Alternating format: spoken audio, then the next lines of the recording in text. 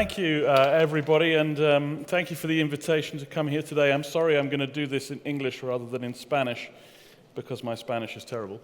And we're going to try this fabulous technology that Yolanda has promised me is going to work, which is going to translate some of these slides automatically. Let's see. Also, this is my very last presentation as president of FIP. I'm leaving the organization at the end of the year, so hopefully this will be a good one because it will be the last one. So I'm going to talk to you a little bit today about some of the trends that we see in the market around the world and how they're impacting our industry. You've heard today from some very practical speakers talking about the impact of these trends on their businesses. I'm going to try and give you the big picture and show you where a lot of these things are coming from. First, a little word about FIP and who we are. We are the global trade association for our industry, for the magazine media industry. We were formed about 100 years ago, and we represent your interests around the world for consumer lifestyle and special interest businesses. And we do a whole bunch of stuff. We share knowledge like I'm doing today. We network, we help you to meet one another. We do training, we do consultancy, and we help to talk about issues that are important to the industry. We cover a whole range of different business areas, and the reason I show this is to talk about the fact that the industry is changing quite rapidly in its composition. Whereas previously it was very easy to describe what we were magazine companies. Now we are companies that represent all these different types of activity and where everything is merging together. So we have consumer lifestyle, special interest, news media, B2B media, and independent publishing. And one of the things we're going to talk about later is the fact that all of these companies can do all of these different things. So we also try to represent their interests across all of these different formats that we're in. I won't talk about membership and all the rest of it. You can talk about that, look at that later. If you want to look at FIP in a little bit more detail, you can follow the QR code, by the way, which is on the top of the page. These are some of the brands that are members of FIP across the world. The reason I show this is to emphasize the fact that the trends you're going to see today are very much a joining together of trends from a different variety of brands in a different variety of markets across the world. And we try to bring a global perspective. That is our point of difference. We also have a whole bunch of special reports that we produce. Our editor, Silkia, is here today with us. She's responsible for producing all of this fantastic content that we do 10 times a year. These are in-depth bits of research that we produce on things like first-party data and digital newsstands and digital subscriptions. They also form part of the analysis that I'm going to show you today. And if you want to get access to all of the great stuff that's in there, you have to join FIP. There's a good reason to do it. So let's talk about where we are from a very macro level, from a kind of society level. We're living in this time of absolutely unprecedented change. Change seems to be coming at an ever more rapid rate. And this is a phenomenon that's been going on really for the last 150 years. And if you think about all of those technologies that have come onto the market in those last 150 years, they all follow a very similar pattern. To begin with, let's take the example here of microwave ovens. They were very expensive when they first came out. Those of us who are old enough would remember. And only very rich people had them. Then they got cheaper and cheaper and cheaper, and suddenly you can buy them for 20 euros, and everybody's got them. There's saturation in the market. This curve, the shape of this curve, the letter S, which you can see in all of these examples, is absolutely typical of how change happens. So what it means is that when a technology comes onto the market and is adopted by society, it can happen very quickly. And we see that in the case of the technologies that are causing disruption right now, which are firstly the computer, and then the implications of the computer, the internet, social media, mobile phones, smartphones, all that kind of stuff.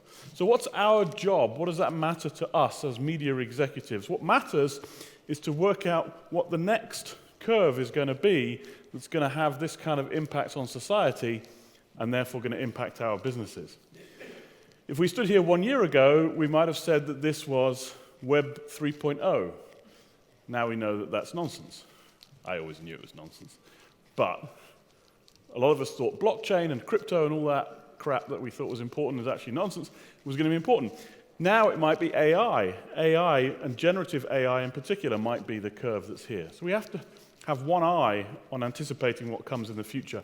And just to emphasize that the speed with which technology adoption is changing, is happening more quickly. This is a great slide that Silkia found for us, the number of years it took for each product to gain 50 million users. So from the first commercial airline passenger to the 50 millionth took 68 years. For Pokemon Go, that took 19 days. For Threads, they had 100 million users in 5 days. So if something really takes off, it can happen very, very quickly. Now, we're all magazine publishers. We've all at some time published print magazines, even those of us who've rather stupidly exited them. And if we're honest, publishing print magazines is actually pretty easy. This is Time magazine from the year 2000. The reason we put that up is that's probably the biggest issue at the height of the market. The year 2000 was the absolute top of the old print market. And when you think about how we create magazines, it's kind of dumb. We spend a long time writing stuff and taking lots of pictures. Then we spend even more time laying it out and making it look nice. Then there's some horrible people in another part of the building that we don't talk to because we don't like them very much who sell advertising. And they all wear those nasty suits. Then in another city, in a factory somewhere that we never go to because it's dirty and smelly and it's miles away, there's some poor guys who print the thing. And they distribute it. We send some copies to subscribers if the postage system works, and we hope that we make some money out of that. We send a load of copies into this very inefficient distribution chain. There's the irony that we all stand there talking about sustainability, and yet we have the most unsustainable distribution system in the world, in the hope that somebody buys enough of them to offset the ones that we throw in the bin. You can go to the kiosk across the road and see the example. And we do this every month or every week. This is the definition of insanity. But in all the things that we wrote, we changed the world. We won awards. We delivered campaigns that changed government policy. We changed people's lives. We made their lives better. And we made a ton of money doing it this way. This is Meredith. You all know Meredith, the big US company. From the year 2000, the peak. This is just from making magazines. $1 billion in revenue. $240 million in profit from making magazines. 24% profit margin. And their profit margin was improving year on year. So it was a very, very lucrative way to access very large audiences. But then, of course, we had a problem. Everything changed. And the first thing that happened was that advertising migrated away from print towards other mediums, mainly digital. And we lost all of the growth that we had in advertising since the Second World War. And we lost it in a very short space of time, just in about 15 years. Advertising as a mass market print phenomenon was a 20th century blip, a phenomenon that was once and never to be repeated. And we have a big problem with that, because when the internet first started and all of us went to those conferences in the early days of the 2000s, we were like, well, it's fine. Because all those advertisers, eventually, they'll take the money that they gave us in magazines and they'll put it into our websites, because they have bigger audiences. So even if we don't get quite as much for each reader, we'll still get the same amount of money. This is a lie. And anybody who still believes that is kidding themselves, right? This graph proves it perfectly. This is from Enders Analysis, a very well-respected British firm. And they're looking at advertising in our sector, in press, over the course of a 15-year period. There are two fundamental things about this graph. The blue line is print, and the red line is digital. The first is that digital is bigger than print. Well, that kind of makes sense, right? The second is that even if I take this red line and I put it here, here, and I go to Portugal, this line is not going to be to this level. And this is 2016. 2000 is in Italy. So, the first lie we told ourselves, digital advertising will save us. Digital advertising will never save your business. If you have a business that depends on building a big audience and selling advertising to them, you don't have a business. You're about to go out of business. And I'll prove it later on, because there's a very famous media company that tried to do this and is just about to go bankrupt. The second problem is that at the same time, people were buying less of our product. They were buying less physical copies. And the decline in circulation was there to see. Now, what we have seen in recent years in 21 and 22 and 23 is that this is starting to flatten off. That we're starting to reach the point where magazine sales are not going to grow, but they're not going to decline. So we've reached the point of equilibrium in the market. And that gives us an interesting opportunity that I'll talk about later on. And of course, the dirty secret about our industry, this is taken from Wanefra and applies mainly to newspapers, but it applies to magazines as well, is that we also lie to each other about how well we're doing.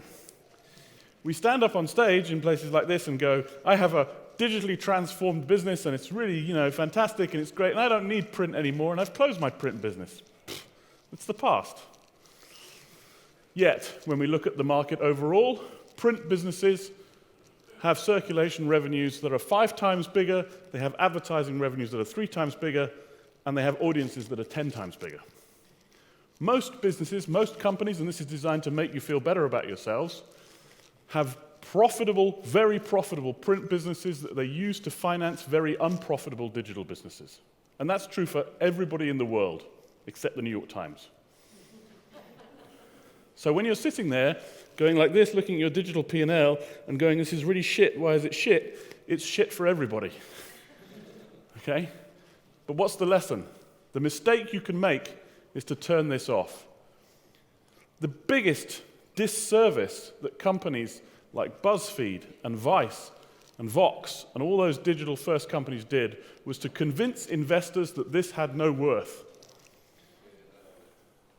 That's bullshit. This is the most valuable thing. This is your asset. This is your future, but it's still your future.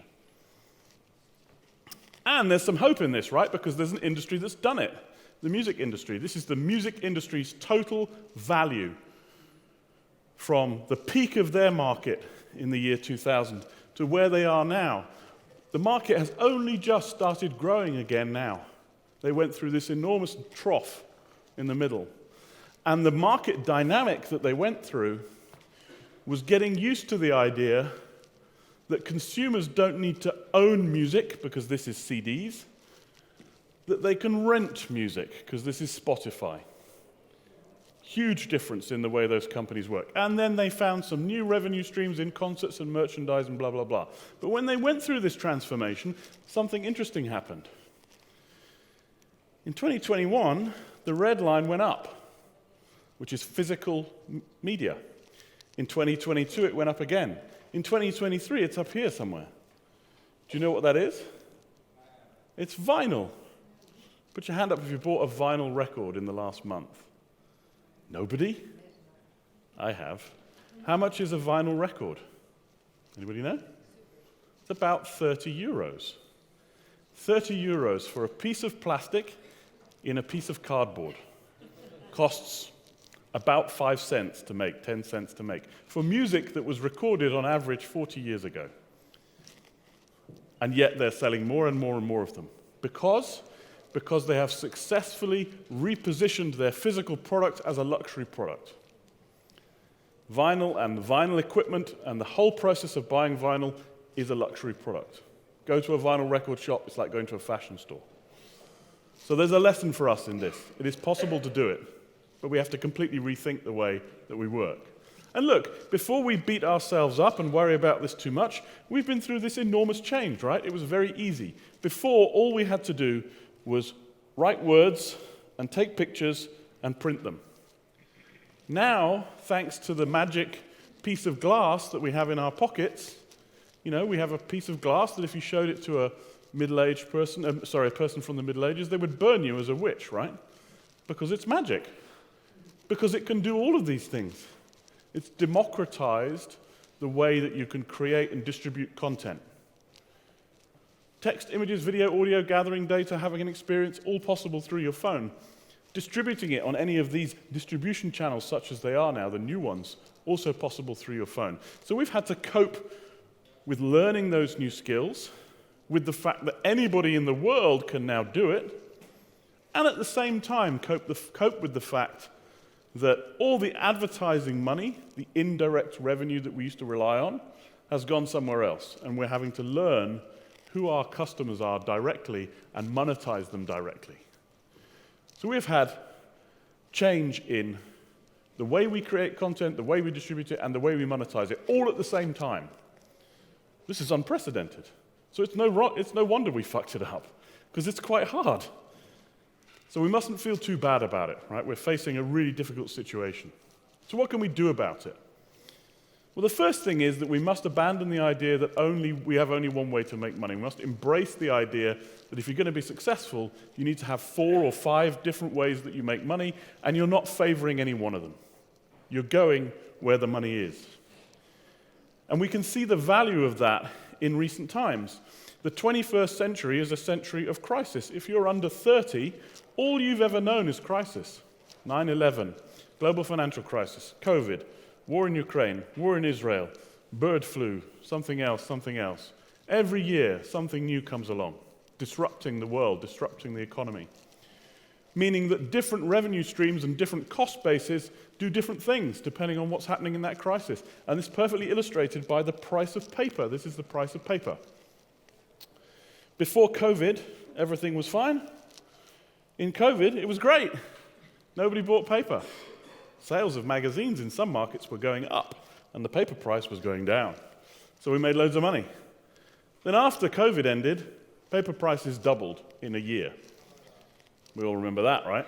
Terrible. And now they're going back to something like their historic level. So if you had a print business, this was terrible. This was great, sorry. This was terrible, and now it's back to normal. This is the same for any revenue stream you want. Yeah? And it's being driven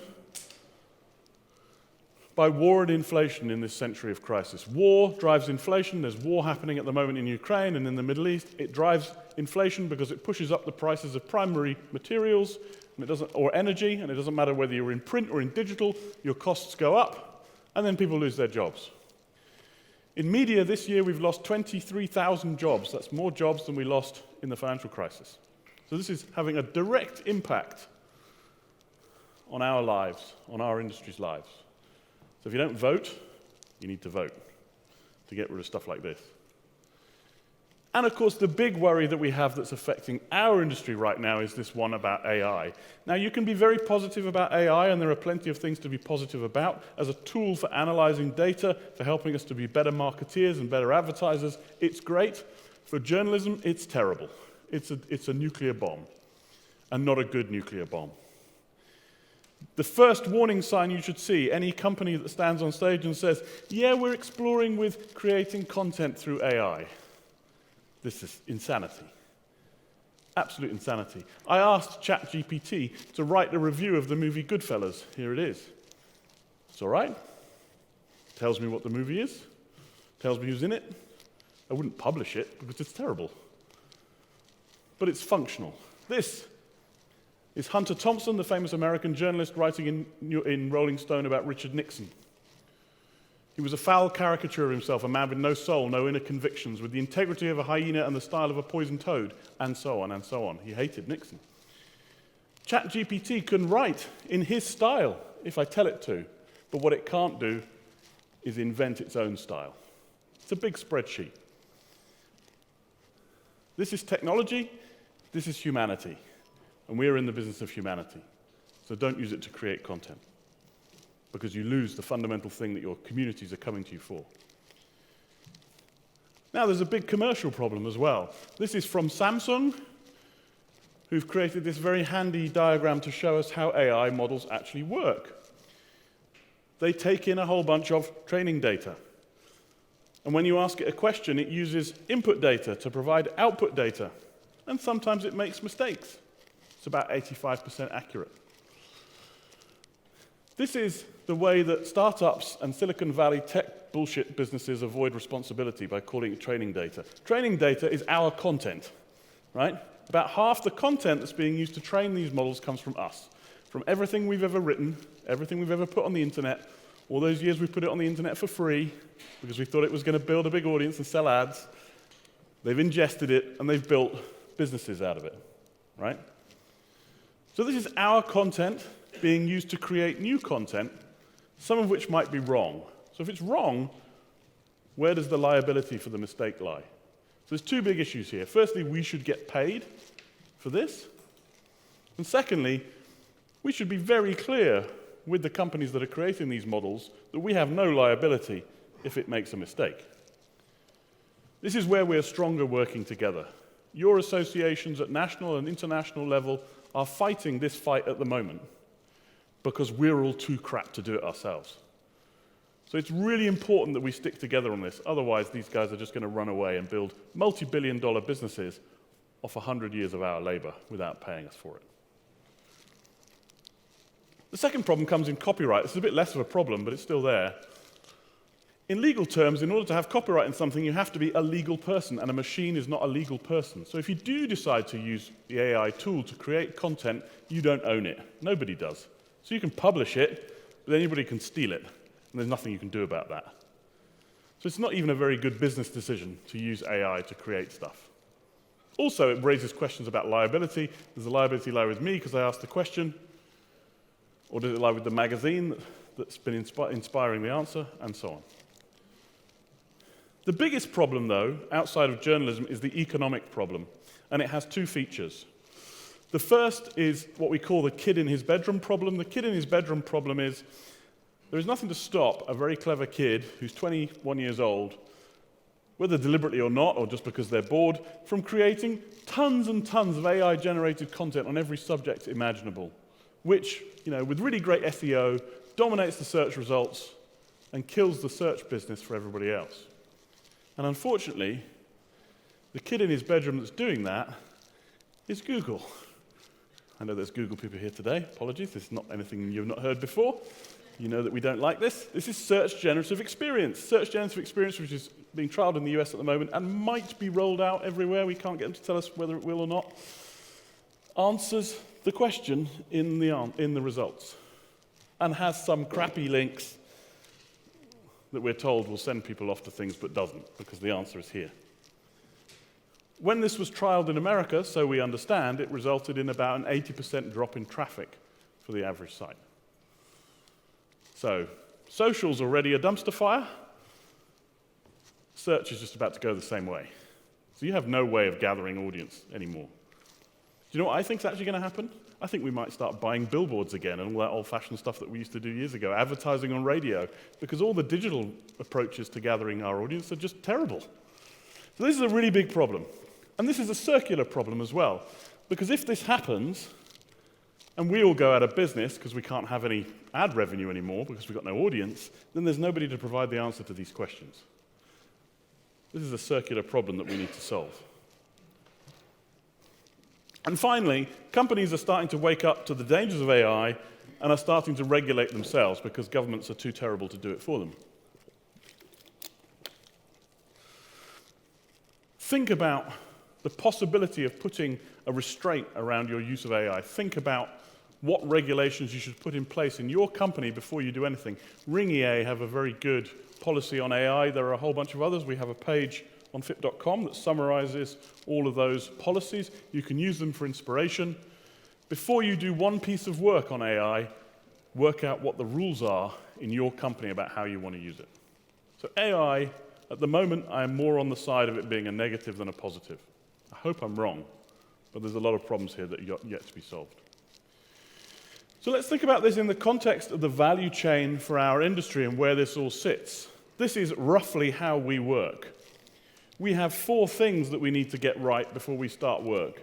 We have to get the right people and culture. I'll come on to that later. We have to be diverse and represent the communities in which we work. We have to be sustainable, and we have to have the right technology stack. Now, I used to have a big slide on technology and how important it is and blah, blah, blah. It is important, but the simple answer here is that software as a service, SaaS, businesses have won that race.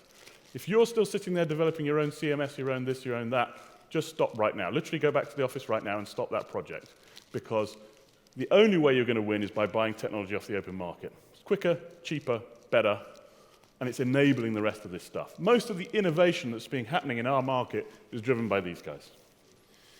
We use that to create content, data, information, depending on what business area we're in. And then we have a new imperative that sits before the work that we do commercially, which is this question of first-party data. I'm going to come on to that in a minute. Gathering data about the people who interact with us.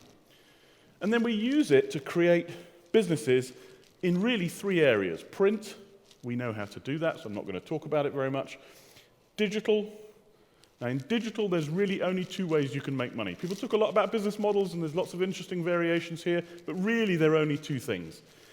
There's you can make money directly from consumers, which means you sell them a service or you sell them a product, or you can make money from advertisers, which means you indirectly sell them a service or a product through advertising, which might be display, programmatic, or native, or you're servicing the advertiser yourself through a content studio.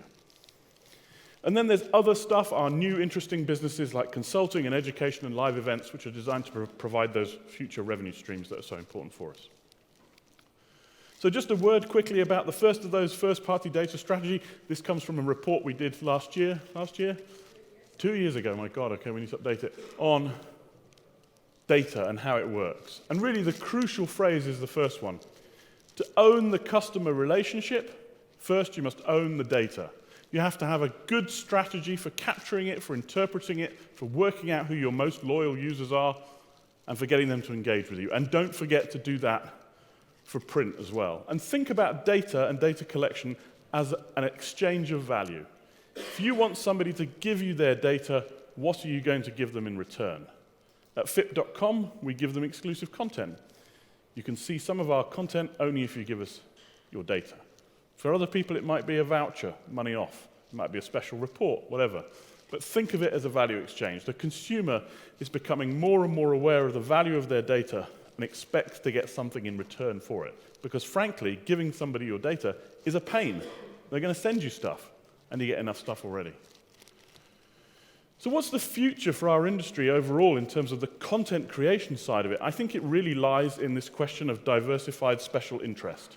The days when we could create a mass market brand like Reader's Digest, and this is taken from the Reader's Digest company, are dying, pretty much gone. And Reader's Digest themselves recognize this because now they're making a ton of investments in businesses like this, Taste of Home, the Pet Collective, Family Handyman. This is homes and interiors, pets, and DIY. And they're focusing all their efforts around trying to own these kind of verticals, and they're doing that with one eye on revenue diversification. So yes, they sell ads to their audience, but they have an e-commerce business, and they have an other business, which in their case is they make TV shows. So they make TV shows for American TV networks around those subject areas because they are an expert on it. A really good example of this, a really good phrase to remember, is this idea of going where your readers are. This is from Bonnier in the US. Marlin, which is a big fish with a thing on the back, and you fish for it off a boat like this. Bonnier had the Marlin media business, which had a magazine and a website, and they were making about $10 to $20 a month from the average Marlin fisherman. And they sat there and went, this is ridiculous. These guys are all very rich. They can all afford big boats and equipment and time to go out fishing, and they enter tournaments where the average prize for a Marlin fishing tournament is $5 million. And then they pay people to take them out fishing. This is ridiculous. So what did they do? They bought the tournaments. So now they are the biggest operator of Marlin fishing tournaments in the US. What did that do? It gave them diversified revenue streams in fishing expeditions and tournaments, and it gave them data. Because everybody who enters the tournament, the data now belongs to them. So for these guys, there's 1,000 billionaires, or whoever the hell these guys are, they now have a direct relationship with that group that they only had in a very distant way before. So it's our future. Go where the audience is. Think about where your audiences are going to be. And don't worry about whether it's media or not. Worry about whether or not it's serving that consumer. So let's speak about print and print's future. I do think print's future is going to be the same as vinyl. I do think we have a luxury future. And you can see that in some of the premium print products that already exist and in some of the ways that we're repackaging our content into things like bookazines for enhanced value. What are the features of print in the future? I think it's a combination of these things. You have to publish less issues. so that you can make each issue an event. Your reader should be sat there waiting, anticipating the day when the magazine comes through the door. Not going, oh God, there's another one of those, and I haven't read the last one yet. They need to be waiting for it, which means making it less often. You need to invest in print and paper. If you cut it, print it on toilet paper, nobody's going to want it. It's got to look and feel beautiful. You've got to have more pages, 300-400 pages in each issue. And you've got to focus on subscriptions. Forget the kiosk. Subscriptions is the future of the business. If you don't have a postal system, build one. Amazon did it. You can do it too.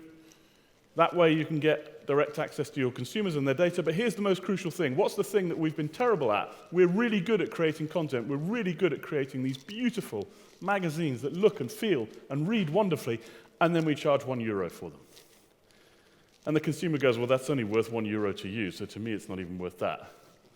We have to be charging a luxury price for our luxury product. We should be aiming for 12 to 15 euros per copy of our magazines, not 5 to 6. This is Apartamento. You know Apartamento? Very beautiful homes magazine, like this. 15 euros for a copy. That's the future. And if we do that, that growth that we've seen in circulation will continue. So then thinking about the digital side of the business, that has two crucial aspects to it, direct-to-consumer and e-commerce. The first direct-to-consumer bit is digital subscriptions. There's a whole bunch of stuff you can do to make that work. Here's one sample checklist. I'm going to send this to Yolanda so that she can circulate it to everybody afterwards so you can look at it. But you need to have a plan. But the most crucial thing, and this is taken from the global digital subscription snapshot that we publish every quarter, which has all the data on this, pages and pages of data on this market. The most crucial thing is this. Digital subscriptions work in every market around the world. I don't want to hear anybody coming to me and go, oh, that's great, but it never works in this market.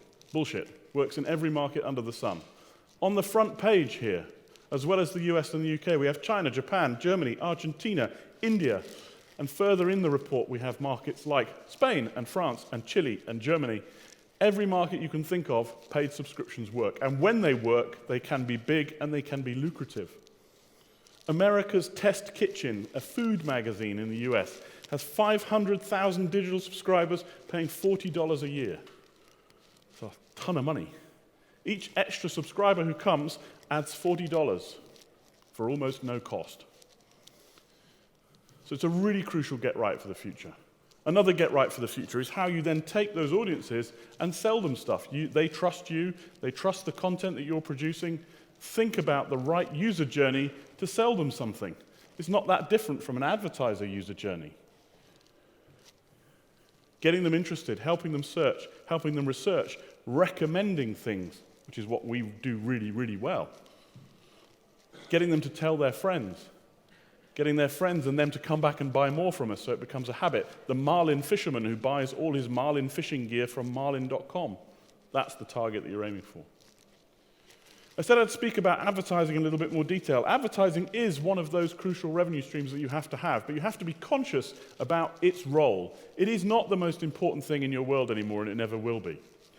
Yes, digital advertising is the biggest part of the market. But actually, here's Google, Meta, Amazon, and TikTok, and if you add in Twitter and you add in Microsoft, LinkedIn in here, this goes up to about 80%. These 4 or 5 or 6 companies control 80% of the market. You're playing in this tiny, tiny little space at the top. And you're playing against every other company in the world. I said that model of building a big audience and selling ads doesn't work. It does work for some companies, but unfortunately, we think there's only about 16 companies in the world that strategy can work for. And they're the ones with the massive audiences. Here they are. Meredith, Hearst, Future, Condé Nast. There are some magazine companies on that list. There are some new startup companies that have acquired magazine assets and added them to digital pure play assets to build big audiences. But these 16 companies together have the scale to make that work. What's the media company whose strategy was to build an audience and sell them digital ads that's not on that list? The one I love kicking.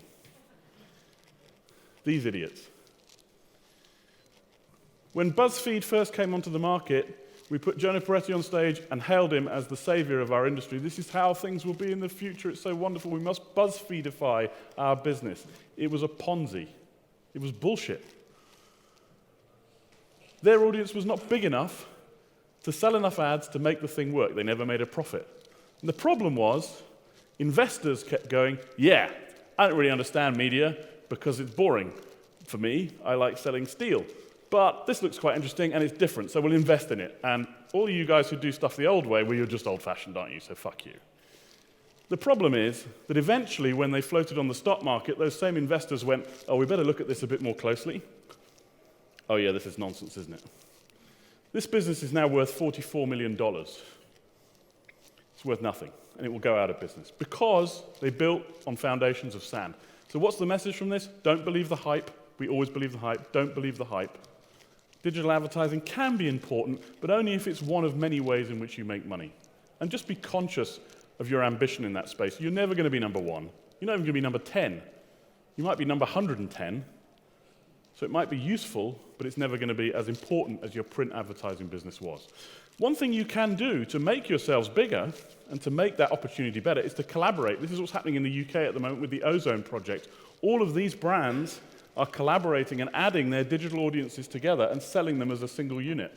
These are brands that hate each other. The Guardian, which is a very left-wing newspaper, The Telegraph, a very right-wing newspaper. But in advertising, they're like, doesn't matter whether we're left-wing or right-wing, Google doesn't care.